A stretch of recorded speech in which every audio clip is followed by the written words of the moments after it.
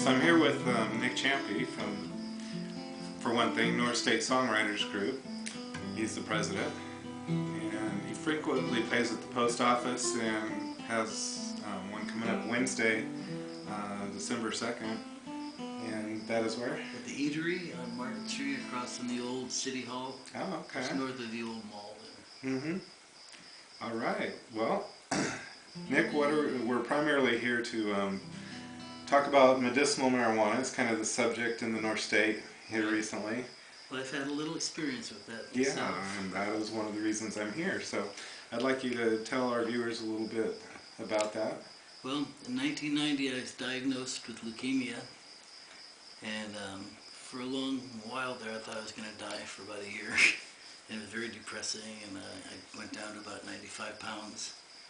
And I was told I couldn't take any kinds of medicine. They had a big list of all the medicines I couldn't take.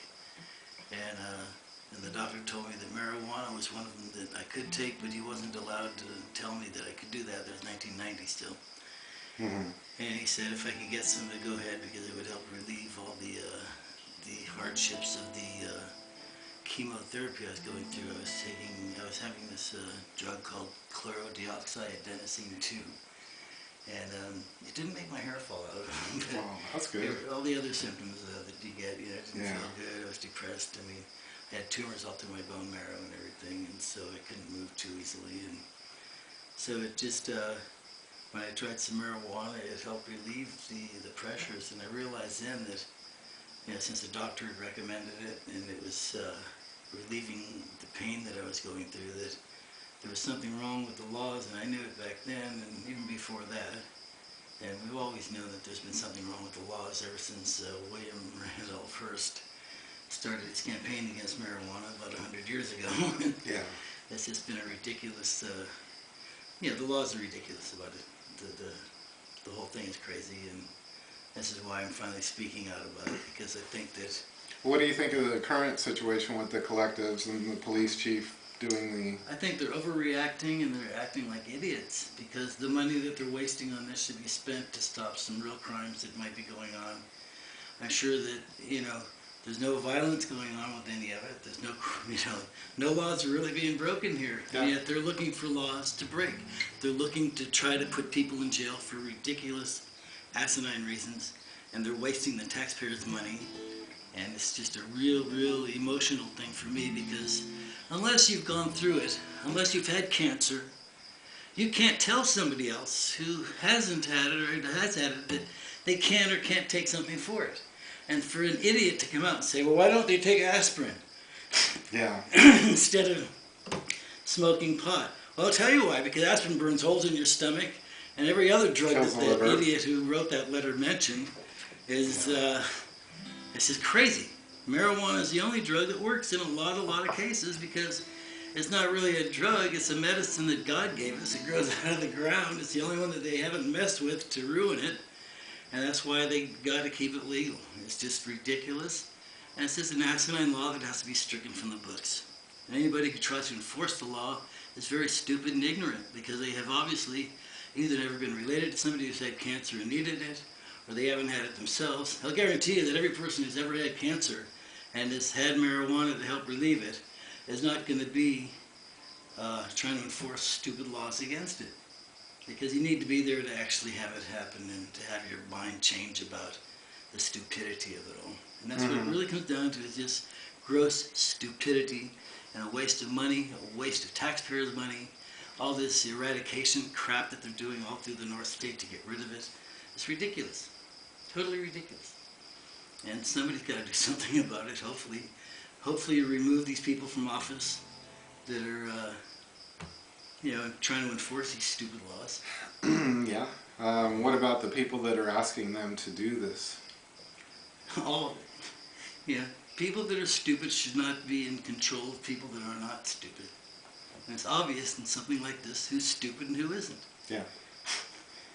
Stupid laws. Why keep stupid laws on the book, Well, because some people believe somehow that religiously it's important, I guess.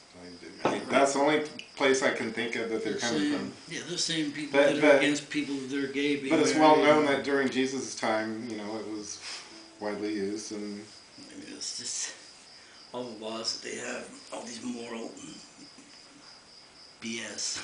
Yeah. Baloney stuff. Puritan thought. Puritanical. Yeah, it's crazy. It doesn't do anybody any good. Well, the interesting thing about this new ordinance that I see is they're going to ensure all these clubs stay in existence because they're going to eliminate competition. They're going to say, okay, you have to open with 10 at least, and they can't move around. Okay, so now you've got 40 clubs that have 10 or 20 or 30 people instead of 6 that have hundreds. It's part of a control mechanism. They want control.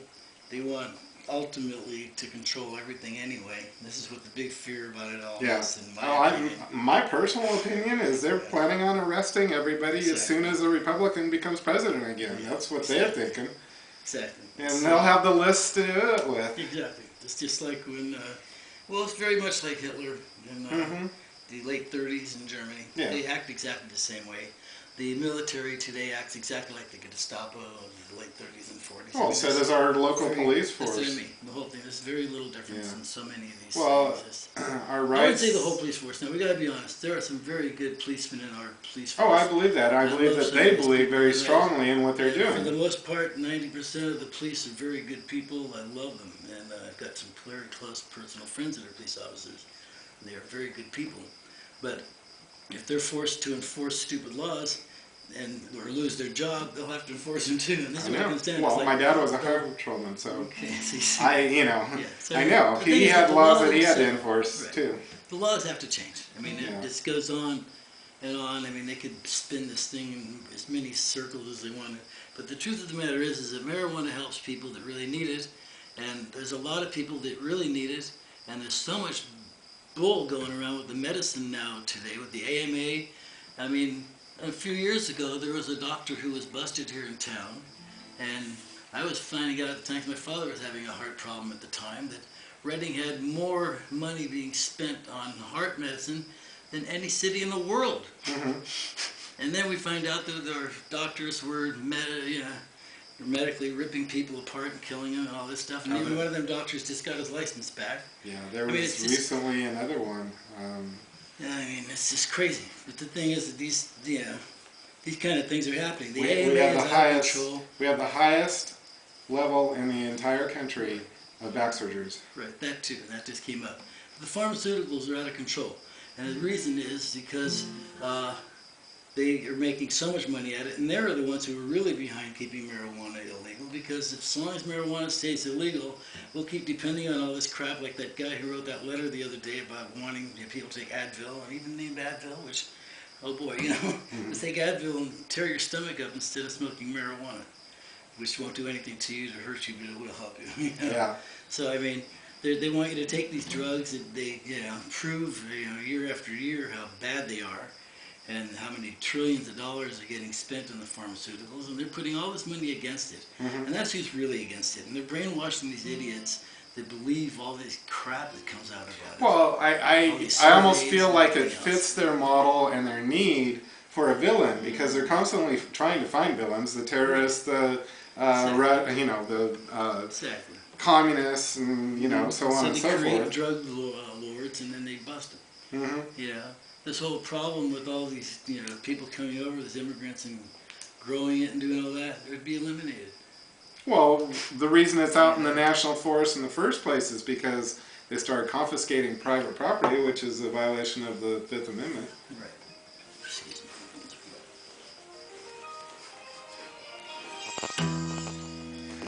Hello? So, this is Rob McDonald with NorCounty.com, and what an excellent conversation with Nick.